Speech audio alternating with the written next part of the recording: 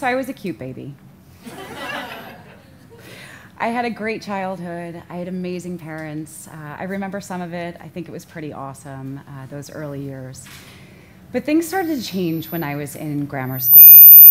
I'd like to call it maybe a bad choice in dance recital outfits, a terrible bowl haircut. Yes, I was a little darker back then.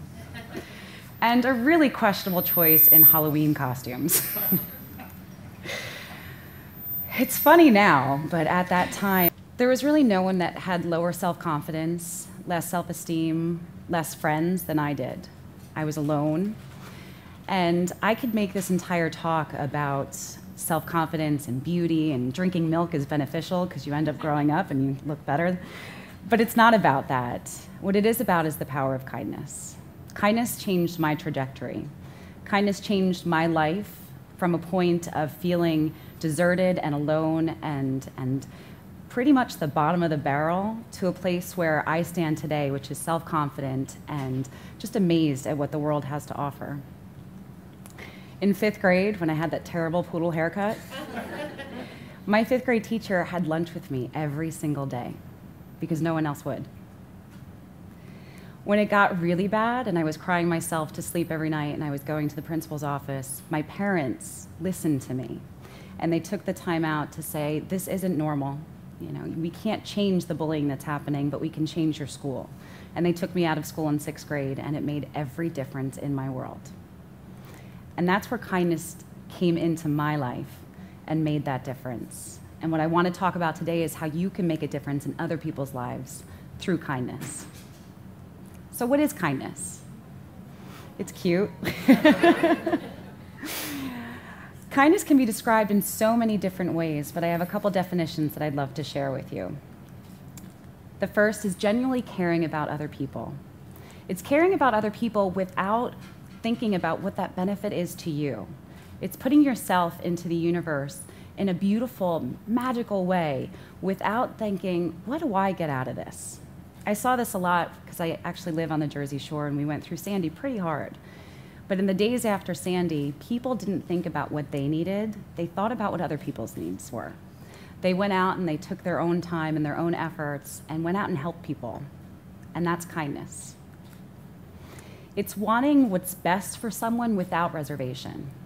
Everyone in this school has that benefit because your family thinks of that about you. They want the best for you without reservation to themselves. Without thinking how it affects them, they realize that kindness is bestowing this amazing education and this amazing environment upon you to make your life better. That's kindness. It's understanding that we can agree to disagree. There's a lot of fighting in this world, and I would be really happy if a lot of that stopped because we don't have to agree on everything, but we can respect each other. Bestowing kindness on someone is saying, you know what? I understand that you don't have the same viewpoint that I do, but I respect you enough to be kind to you. And it's releasing the jealousy, resentment, and suspicion that traps us and puts us in the negative spot. And I see this a lot with women because we should be friends. We should be lifting each other up. We should be being kind to each other and not focused on what does someone else have that I don't? What are they doing that I should be doing? Instead, focus on what you can offer each other and build true friendships, especially amongst women. So what's the power of kindness? Have you ever thought for a minute what kindness in your life would make a difference? Have you thought how you could be more kind in this world and what that impact would have on you? Well, I'll tell you.